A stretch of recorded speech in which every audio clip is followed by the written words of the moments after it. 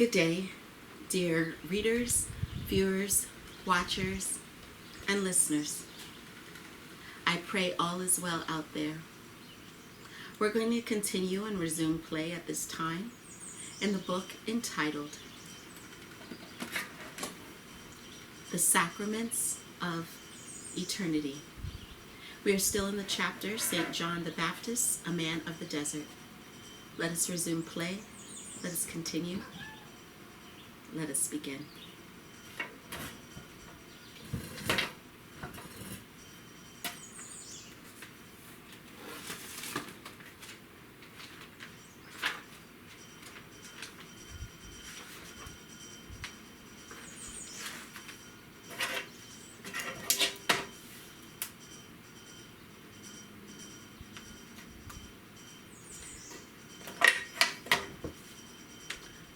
Jerusalem, Bethabara.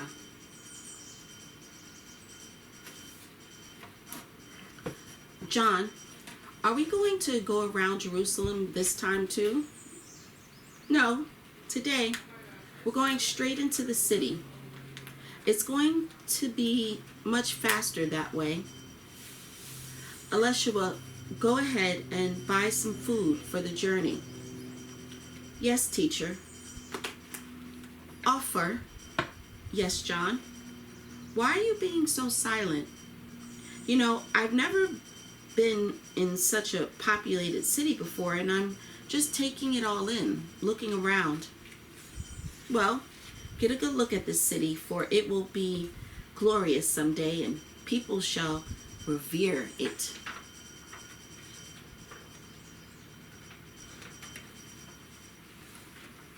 It shall become a holy place, and there will be even more people living here. I used to like Jerusalem too, as well as its people. But now there is more bad than good here.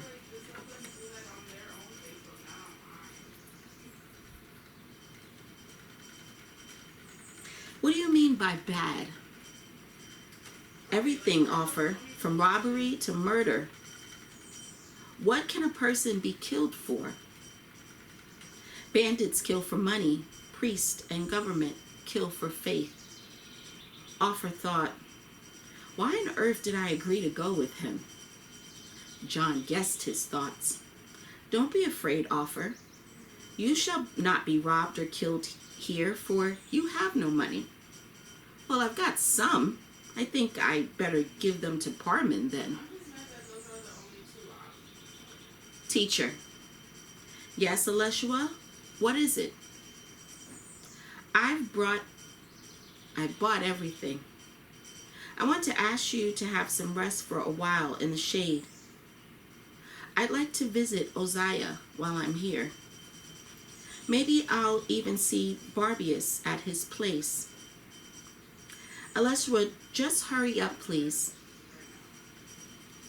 John, Offer, Parman went to wait for him in the shade. John was watching the constantly moving crowd. They were roaming around like locusts. Dear Lord, how should I set them on the righteous path? What should I tell them to explain the truth? John's deliberation was interrupted by Elishua and said, Teacher, we need to get out of here now. What's happened? There were legionnaires in Uzziah's house. I think they were waiting for Barbius, but I ran away from them.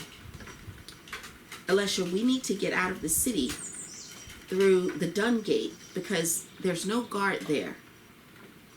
Offer thought, have I been entangled with some bandits somehow? John, are you all bandits here? No, Offer.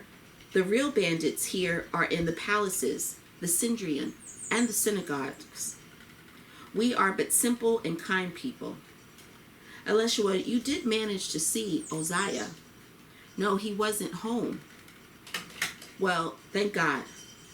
They left the city and headed for Bethabara. At first, they were traveling in silence.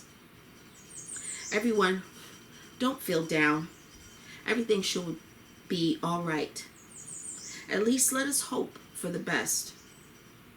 Here is our beloved River Jordan, right in front of us. I feel its kindness every time I come close, and I give it my love and respect back. This is truly the river of God.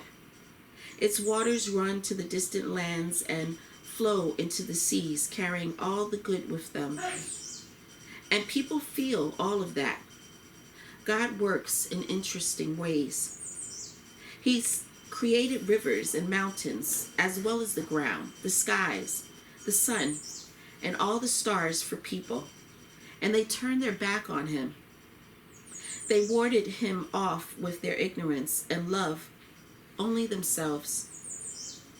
Parman, do you think we will be able to change that? I don't know, John. Maybe we will. I'm just a fisherman and do not understand a lot yet. I swear to you that you will understand everything with time, and you will be able to help everyone without any exception. But I must say again that our mission is going to be a very hard and complex one. You can see even now that priests are persecuting us.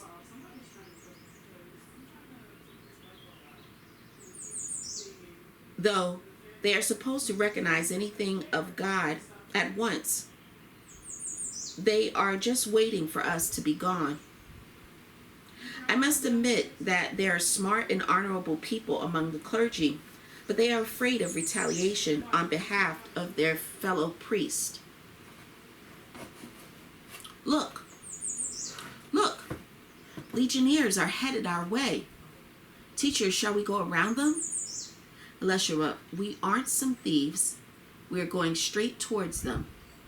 They caught up to them and saw 6 legionnaires escorting Barbius in chains. Elishua felt something like a heat stroke as he looked at Barbius, and he looked back at him. Both of them understood that they better not say anything to each other. Both groups went their way. John, that was Barbius over there. Why didn't you tell me before? Teacher, I feel bad for him. All right, let's not feel pity for him because he doesn't like that. Brothers, let's haste and make haste, for we are almost near Bethabara. Soon they saw Bethabara. Teacher, do you think that people still remember us here? John laughed. Yes, Elishua, people shall be always waiting for us every day here, even after our deaths. But while we are still alive, we're going to perform some miracles. Offer cheered up hearing that. Having come near the settlement, they saw a huge crowd of people. You see, Elishua? They are waiting for us. No, teacher, it doesn't look like that because I hear people crying. Let's hurry. When they reached the crowd, they saw an awful sight. A local priest, Asa, was hanging from the tree. John was friends with him. When they reached the crowd, they asked, "What happened here, brothers?" "Teacher, you're back. We thought that..." "Yes, I'm back. What happened here?" Asa was preaching about God and you, teacher. The legionnaires appeared out of nowhere, grabbed Asa, and they hung him. Before he died, he yelled, "Safayet, Safayet, you're going to regret this. God shall punish you severely." Then Safayet took a sword from one of his soldiers and stabbed Asa in his belly. Though Asa was already dead by that, John shouted at the top of his voice, "Safayet, you shall be damned forever and ever, and you shall not find a place on this earth to hide in. I curse you and your entire bloodline. Let all of your family be gone and punished by the Almighty." Teacher, please, calm down. Elishua, take down his body and prepare him for burial. We need to bury him right away in order for his soul to reach the Almighty before sundown. Though I think that it's already there. John went aside and cried. Never in his life had he cried that hard like that. People, Enchinads, were you all cruel beyond any limits. I'm not crying for you, Essa, right now, but for you people and your stupid cruelty.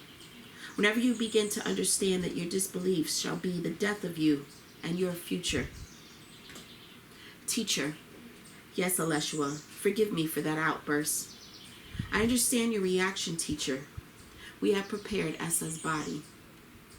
Elishua, let mourners mourn over him, then we shall bury him right here, near this tree. Teacher, that goes against our law. Elishua, I'm prepared to break any burial laws for the sake of that man. We did as he asked and buried Essa that day. My brothers, you can have rest now, and I need to be alone for a while.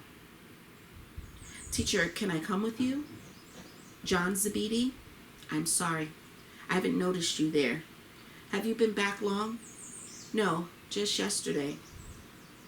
All right, let's go to the river and let it calm us down. Bring some wine with you too. John, but you are... Tonight, I'm allowed to break my vows. All right, you go to the river and I'll join you soon. So, 2 Johns gathered up on the bank of the river Jordan. The forerunner addressed John Zebedee. You know, John, I'm disappointed with everything at this exact moment right now. If they intend to kill us all one by one, then people shall eventually believe them and not us, and that hurts. I can't help but wonder how can we eliminate their money-loving filth that considers themselves saints. What can we do? If we start killing them, they shall overpower us with numbers alone. John, they only treat us this way because they feel our power. Zebedee, don't tell anybody about our conversation for now. I've never felt anything like this before. My own weakness has opened my eyes to the horrific truth. You need to calm down, John. Here, drink some wine and have some rest. You have to rest after everything that has happened. But John, what shall I tell my disciples tomorrow? Don't worry about that, because God shall help you find the right words, and your disciples shall understand everything. Even if someone gets scared, let him leave. Thank you, John. Now, could you please leave me alone for now? Please go to the rest of the disciples and calm them down to the best of your abilities. I shall return to them with the dawn, and we'll talk then. John closed his eyes and saw the same horrible picture again. Forgive me, Asa. If I were with you, things would have been different. We are both still young, and you shall remain young for an eternity now. You haven't tasted all of the joys of life yet, and now you're already with God. Our mothers give birth to us. They want us to live long and never get ill, but evil takes our lives away anyway. Mothers, beloved moms, I'm now crying for you, and I beseech you, bring more babies into this world and teach them to love God. Let your children grow up to be the spiritual soldiers and not holy aggressors. Let them roam the earth, holding the spiritual sword of justice in their hands. Yes, I'm young, and I feel desperate now, but I'm a human being, and nothing human is alien to me. I want to feel love and live carefully. I want to have rest, but those filthy evil forces prevent me from that as well as anyone else. Though people shall understand me, and all of us, after several millennia, I think. I like them to understand us with their souls and their minds too, and treat us like martyrs for humankind and not like idols.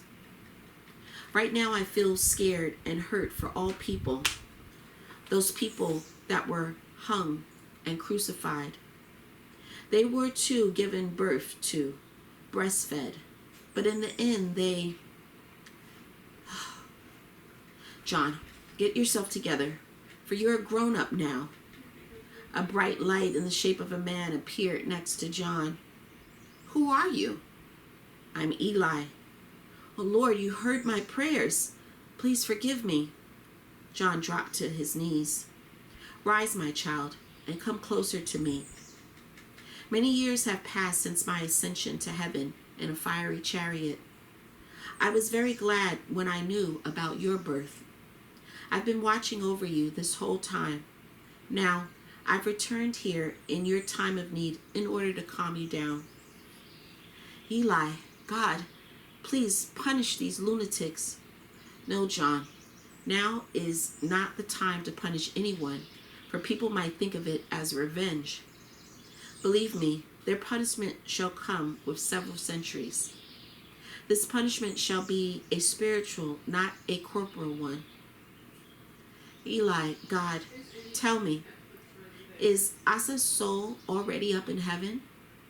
Not yet. It is next to me. Look behind you. John turned around. Dear Lord, Asa, is that you? Yes, John, that's me. And please do not feel sorry for me. You can see that I'm alive. Yes, I miss my body because I got used to it, but nothing can be done about that now. I was preaching in the name of God, but my work is far from done. Please finish it. John, gather everyone tomorrow and finish my unfinished spiritual song. I know that people shall believe, for they love you very much. All right, Asa, I will do as you say. You need to conduct that sermon on the banks of the river Jordan, for my temple shall be the place of evil. For a very long time, I was beaten and bled there. I want to thank you for burying my body, John. I saw all of you at that moment, but you didn't see me. No need to mourn me anymore, for I'm going to find my solace with the Almighty today. John, Eli, God, I'm listening. What can you tell me before saying goodbye? Please, speak up. Dear Lord, you've given me a lot of power, and I'll do anything in the name of God. My child, don't forget about people and their souls. Remember, I crossed Jordan following Elisha from this very spot here. How did it happen? Very easy. I took off my robe and asked the Almighty to help me. I hit water with my robe, and the river was split into two halves, and we crossed the dry bed of the river Jordan. Do you understand why I'm mentioning this? Forgive me, Lord, I do not. Then you've come to this very spot for a reason, for I've led you here. Now, I understand everything. All right, John, we have to go, and you should go to your disciples now. They are worried about you, and they are waiting for you. Go in peace, not only to your disciples, but to all believers. God, but there was no one there. Dear Lord, all there is holy. Thank you for your consolation, for you are very merciful. You have started not a spark, but a spiritual flame within my soul, and I'm very thankful to you for that. Rome. Devarius was heading to his workplace. He was laughing at his friends in his heart. Fear and insult weren't already on his mind. Still, I have some good friends, and I feel good around them. I'm glad that God had brought us together. He was going down some street when he saw Julius and Natalie walking towards him. Devarius stopped, and he thought, God, I'm so happy for Julius. He looked like a damned man when I met him. Look at him now, a perfect human being. Peace be to you, my brother Devarius. Julius, Natalie, so good to see both of you joyful and content. I'm so happy for you and wish you'll be like that forever. Tavarius, are you going to work? Yes, I am, Julius. I'm in a hurry, but I'd like you to visit me tonight. Sure, we'll come by, Tavarius. Are you all right? You don't look well. Tavarius smiled. You see, Julius, I had quite a night too. Well, I'll tell you later. Nothing bad happened, I hoped. No, I just, no, nothing bad happened. I have to run now, but I'll see you tonight. Where are you two headed, by the way? We're just wandering around. We were tired of staying at home all the time. Julius, how is your work, by the way? Everything is good. Well, thank God for that. The Senate. Having entered the Senate's building, Tavarius stopped by one of its columns. Somehow, I do not really want to enter these chambers, for I feel something wicked is waiting for me there. Tavarius, are you feeling all right? Yes, I'm all right, Victor. I'm looking at you right now, and I see that you are somewhat changed. Victor, could you please bring me some water? Victor was back with water in a moment. Here, drink. You know, Tavarius, a messenger from Jerusalem arrived here last night. But you didn't hear that from me. He brought news about a newly issued secret order from Caesar. Although it's a secret order, I'll tell you about it. So, Victor, what is this order all about? Well, there are two gods living in Jerusalem nowadays, John and Jesus. So, what, Victor? What does that have to do with me? Let them live there. That's not the issue. You see, Moses led his people out of Egypt in the past, and now people are saying that God helped him with that. Victor, do you personally believe in all of that? Yes. Well, that means you're a lunatic. I'm not a lunatic, Tavarius, though you're an intelligent man, and you should believe that too. All right, let's say I believe all of that, but nothing's going to change that. Victor, this is all a myth anyway, a myth that we all believe in. Tavarius, this is not a myth, but reality. All right, Victor, let's say I agree with you. I just want you to show me that God, the real God, and then I'll believe in everything. Well, according to the rumors in Rome, no one even wants to speak about this issue. If anyone even utters the names like John or Jesus, they will be executed for that. Has everyone gone crazy, Victor? What if those who do believe are the crazy ones? What about that, Victor? That's enough, Victor. I have to go now. Having walked a little, he was called by Victor again. Not a word about this to anyone, Tavarius. Tavarius looked at Victor, and they understood each other without saying another word. Tavarius entered the chamber of the Senate, and there he sat down. Dear readers, we will pause and stop there. Resume play yet another day and time in the book entitled The Sacraments of Eternity. Until next time, dear readers, be well. Thank you, and God bless.